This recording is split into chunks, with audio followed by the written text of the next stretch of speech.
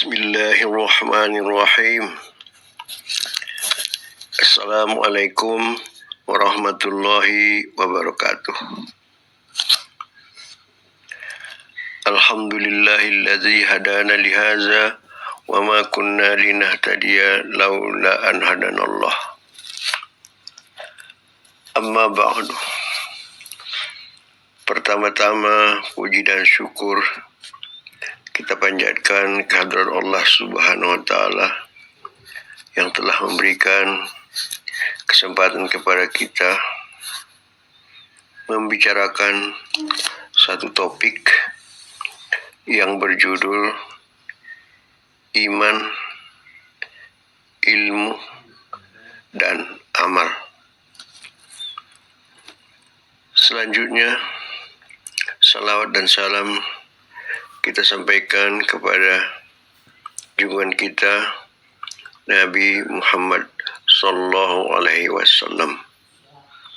Allahumma salli ala Muhammad wa ala ali Muhammad. Yang terhormat para pendengar sekalian, saya akan membicarakan mengenai iman, ilmu, dan amal.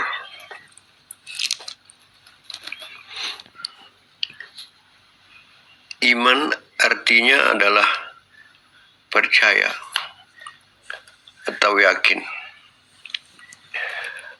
Pengertiannya adalah iman itu adalah suatu keyakinan atau kepercayaan kita kepada sesuatu yang sifatnya gaib ataupun sesuatu yang memang harus kita imani.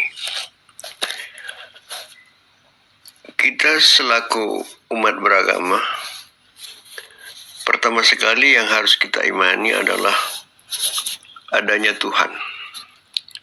Dan Tuhan itu adalah Allah, yaitu pencipta alam semesta. Bagi kita yang telah meyakini, mempercayai adanya Tuhan, mungkin ini enggak ada masalah. Dan ini kita syukuri bahwa kita diberi hidayah oleh Allah untuk mempercayainya. Banyak orang di luar sana yang tidak percaya adanya Tuhan, dan mereka meminta dibuktikan atau ditunjukkan adanya Tuhan tersebut. Padahal Tuhan itu adalah zat yang maha halus, zat yang tidak bisa dilihat, zat gaib, tapi sangat berkuasa di alam ini. Karena dialah pencipta alam semesta, dialah yang menciptakan kita, dan dialah yang mengatur segala sesuatu yang berhubungan dengan alam ini. Kalau kita udah yakin bahwa Allah itu ada, maka sudah barang tentu kita harus mengikuti ajaran-ajarannya.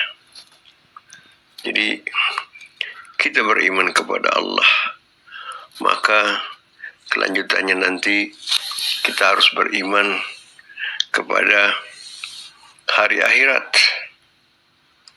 Kita harus beriman kepada hari kiamat. Kita harus beriman kepada adanya sorga dan neraka.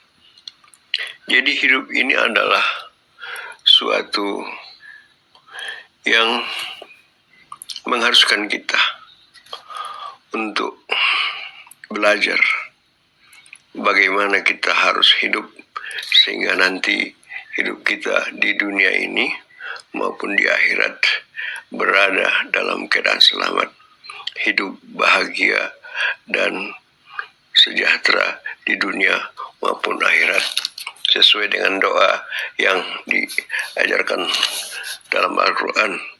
Rabbana atina fid dunya hasanah wa fil akhirati hasanah wa qina azabannar. Ya Tuhan kami, berikanlah kebahagiaan kepada kami di dunia dan berikanlah kebahagiaan kepada kami di akhirat, dan jauhkanlah kami dari siksa api neraka. Jadi sebetulnya tujuan hidup kita ini adalah mencari kebahagiaan, baik di dunia maupun di akhirat. Jadi hidup kita di dunia ini pun tidaklah lama, sebentar saja. Paling lama nanti adalah sekitar 60-70 tahun. Di atas 70 tahun itu sedikit sekali orang yang bisa sampai ke sana. Ada satu-satu sampai 80 pun ada, tapi tidak banyak. Apalagi 90, 100, lebih dari 100 tidak ada di zaman sekarang ini. Kecuali di zaman Nabi Adam dulu, bisa ratusan tahun. Ada yang hampir mendekati 1000 tahun. Ada yang 900 tahun, ya, di atas 100 tahun. Itu kalau menurut kita kan lama itu ya.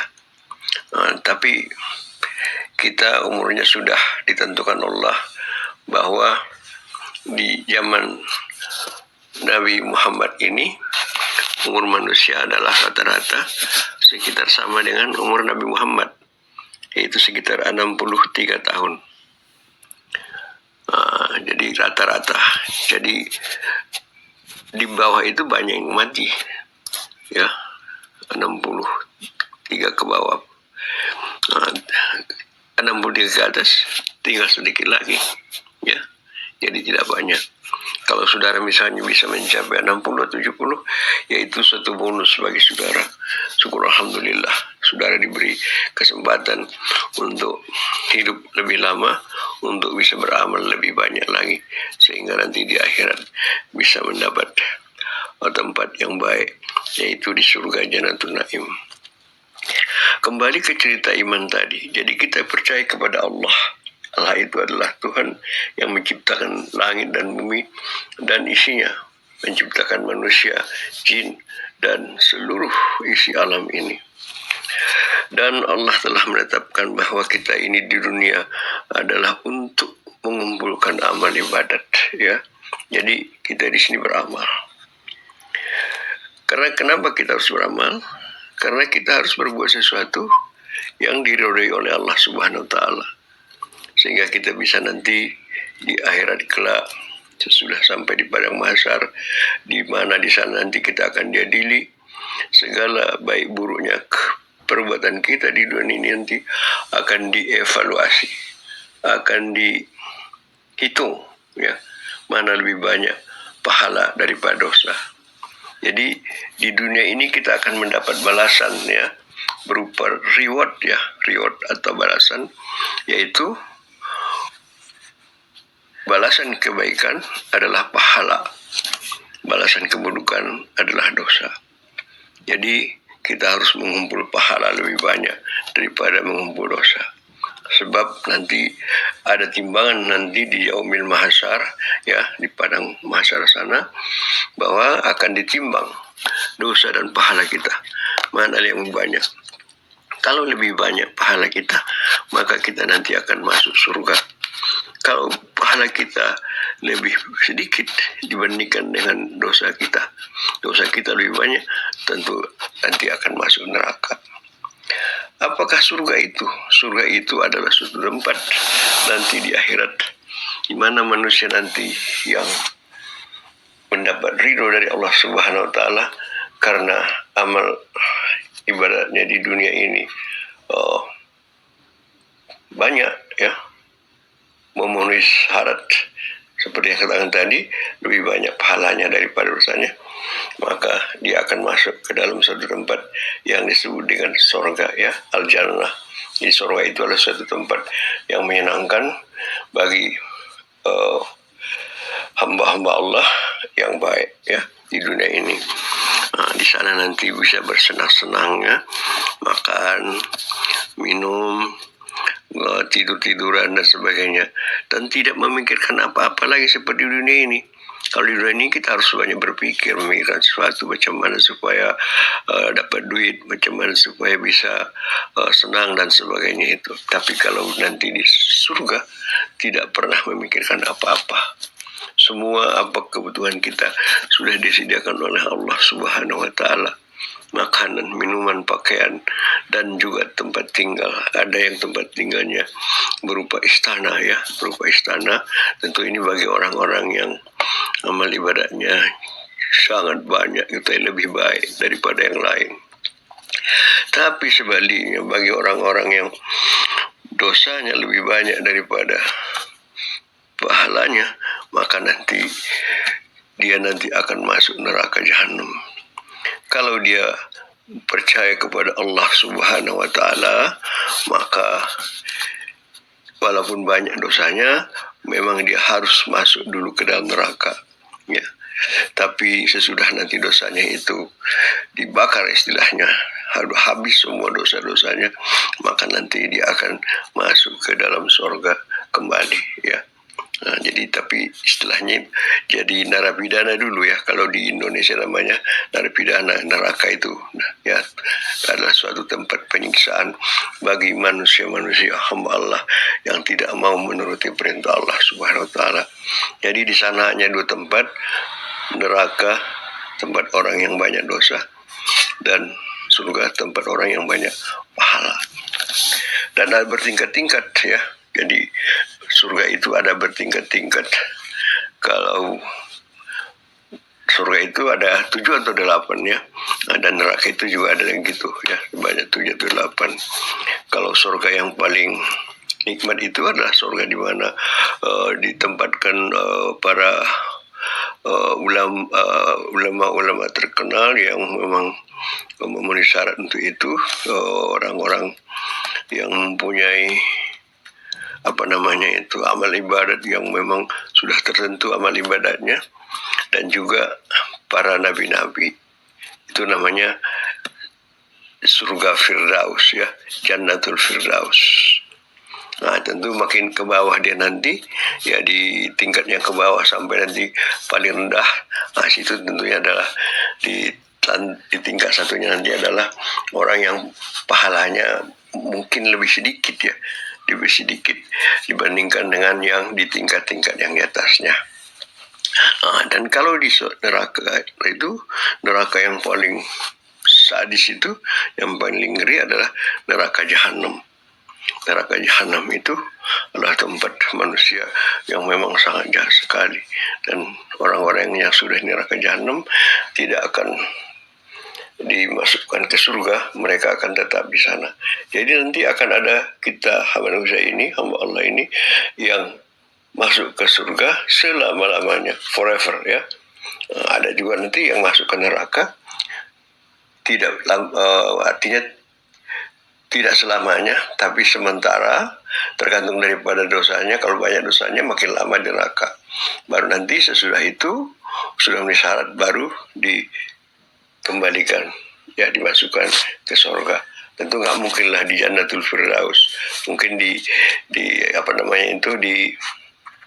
surga yang di tingkat satunya lah kira-kira narapidanya itu situ. Makanya kalian jangan mau ya, pahala kita itu jangan mau sedikit banyak lah, supaya jangan nanti bergabung dengan mereka-mereka yang sudah jadi narapidana itu ya, yang berada di tingkat 1. Dan ya ada juga nanti hamba-hamba Allah itu nanti yang tetap di neraka selama-lamanya, tetap di neraka selama-lamanya. Bayangkan itu, aduh. Jadi coba saudara bayangkan. Itu menyangkut iman tuh. Percaya nggak kepada surga dan neraka? Ya, surga dan neraka itu adalah alam gaib. Percaya nggak kepada hari kiamat? Ya, ada orang nggak percaya kepada hari kiamat. Nggak mungkin lah katanya kan. Nggak yakin dia. Minta bukti dia. Itu mana bisa kita buktikan dengan secara awam. Bisa kita buktikan dengan cara-cara yang ilmiah. Tapi nanti nggak masuk ke akal pikiran mereka.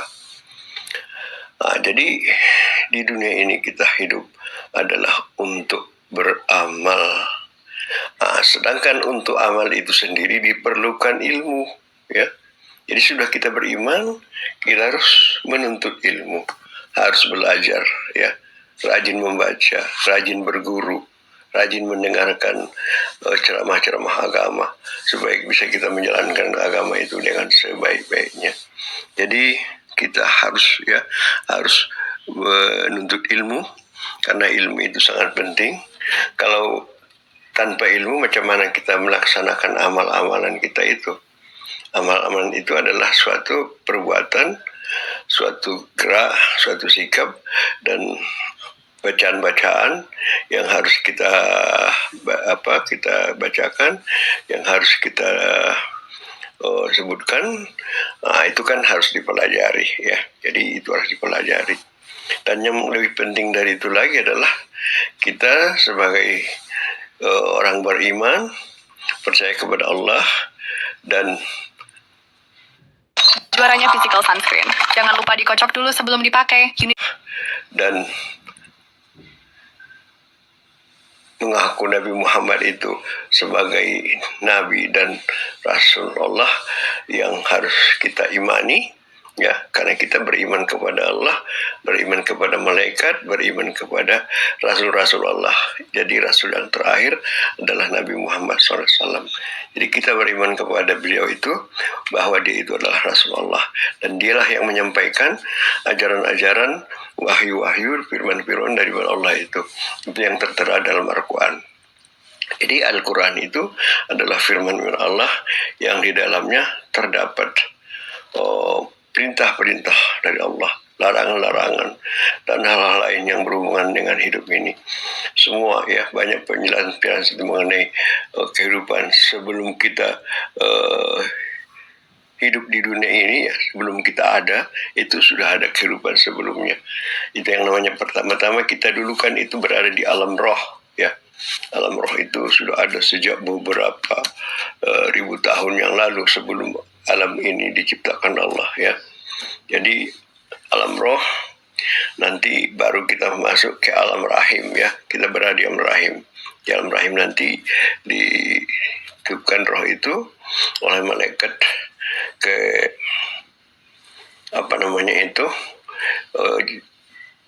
jabang bayi, ya, yang jabang bayi yang masih belum bergerak. Sesudah dimasukkan roh itu, barulah nanti bayi itu bisa bergerak di dalam rahim, di dalam kandungan daripada sang ibu. Sesudah itu, sesudah sekian bulan, ya, 9 bulan lebih kurang, ya, baru kita dilahirkan, keluar dari kandungan ibu kita, ya. Ibu melahirkan, kita hidup sekarang di alam dunia. Jadi ini adalah alam yang ketiga, alam roh, alam rahim, dan alam dunia. Jadi setiap yang hidup itu nanti akan mati. Kullu nafsin za'iqatul maut. Jadi kita pun nanti akan mati. Mati itu apa? Mati itu adalah berpindahnya roh kita keluar daripada tubuh kita yang kasar ini. Jadi sebetulnya definisi mati adalah berpisahnya roh dengan jasad kita. Nah, jadi kita tetap ada, tapi ya itu tadi, yang jasadnya berpisah dengan rohnya, dan roh ini nanti sampai nanti ini sesudah kita di fardu kifayahin, yaitu dimandikan, kemudian dikafani, disalatkan, kemudian dikebumikan. Nah, sesudah nanti itu ditanam, dikebumikan, sesudah bepergian semua orang-orang yang mengantar kita ke kuburan sana, ya. Nah, di sana nanti namanya udah alam barzah, ya. Alam barzah. Jadi sudah kita di alam dunia ini, ya. Dalam dunia ini kita terus masuk ke alam barzah kalau sudah mati. Nah, di alam barzah nanti akan datang malaikat menanyai kita, ya. Marabbuka, siapakah Tuhanmu, dan seterusnya, ya. Saya tidak akan menunjukkan ini nanti sekarang, nanti kalau ada waktu kita teruskan pada waktu yang akan datang. Nah, sesudah kita nanti di alam barzah beratus tahun atau beribu tahun, tergantung. Kalau misalnya Nabi Adam, tentu udah lama sekali dia menunggu ini, ya. Udah lama dia nanti di kuburannya menunggu terjadi kiamat, ya. Nah, jadi nanti kiamat akan terjadi, bumi ini akan dihancur leburkan, dan kita pun semua dimatikan. Yaitu pada saat pertama kali ditiupkan sangkakala ya. Sangkakala itulah trompet ya, istilahnya kita trompet sangkakala yang digunakan untuk menghancurkan, mematikan seluruh manusia di bumi ini. Nah, cuma sebagai catatan bahwa nanti hari kiamat itu bisa terjadi kalau tidak ada lagi manusia di dunia ini yang percaya, yang mau beriman kepada Allah Subhanahu wa taala. Ya. Nah, jadi itu nanti masuk kita ke alam akhirat ya. Jadi nanti dibangkitkan, nanti sudah bunyi trompet yang pertama nanti sesudah sekian lama sekali itu barulah dibunyikan sangkakala yang kedua ya oleh malaikat Israfil ya. Nah, di situ nanti sewaktu dihidupkan kita lagi itu nanti dihidupkan sesudah bunyi sangkakala yang kedua ini nanti semua manusia hidup dan dibangkitkan dari kubur masing-masing dan semua nanti akan berangkat menuju suatu tempat lapangan yang sangat luas sekali. Jadi bermiliar-miliar manusia nanti akan berbondong-bondong ke satu tempat yang mana namanya padang mahsyar. Dan di sanalah ada namanya mizan ya, timbangan. Timbangan itu untuk menimbang dosa dan pahala kita. Jadi kalau kita nanti masuk golongan orang yang banyak pahalanya, maka nanti akan masuk ke surga Jannatul Naim melalui titian Siratal Mustaqim. Orang yang banyak dosanya waktu melalui Siratal Mustaqim, titian Siratal Mustaqim itu mereka akan jatuh ke bawah. Di bawah itu neraka. Orang yang banyak pahalanya tentu akan selamat meniti titian jembatan Siratal Mustaqim sampai ke ujung sana. Di sana sudah menanti malaikat Ridwan ya yang menjaga surga ya. Nah, sedangkan neraka nanti ada malaikat penjaganya, yaitu malaikat Malik namanya. Nah, jadi itulah kira-kira perjalanan hidup kita. Jadi harus diingat, kita harus beriman kepada Allah. Kalau memang udah beriman, alhamdulillah, itu dapat petunjuk dari Allah. Yang masalah adalah bagi orang yang beriman, tentu dia tidak akan mau ya menuruti apa yang diperintahkan oleh Tuhan. Sesudah kita beriman, baru kita menuntut ilmu supaya kita bisa beramal sesuai dengan perintah Allah Subhanahu wa taala. Kalau tidak ada ilmu, macam mana kita melakukan amal-amal kita itu ya? Macam mana caranya kita untuk melaksanakan sholat misalnya dan sebagainya itu. Jadi kita harus menuntut ilmu, rajin-rajin menuntut ilmu ya, dengan baca-baca buku, dengan berguru ya, melalui sekolah-sekolah atau berguru di pengajian-pengajian, majlis taklim, atau mendengarkan ceramah-ceramah di media-media sosial atau media-media elektronik dan sebagainya itu, supaya kita beramal dengan benar. Orang yang tidak menuntut ilmu agama ya tentu tidak akan bisa menjalankan ajaran agama itu, mengamalkan agama itu dengan benar. Jadi mudah-mudahan apa yang saya sampaikan di sini menjadi inspirasi bagi kita supaya kita rajin menuntut ilmu ya, rajin membaca-baca buku-buku agama, termasuk membaca Al-Quran ya. Jadi kita harus pandai ya, harus bisa membaca kitab suci Al-Quran.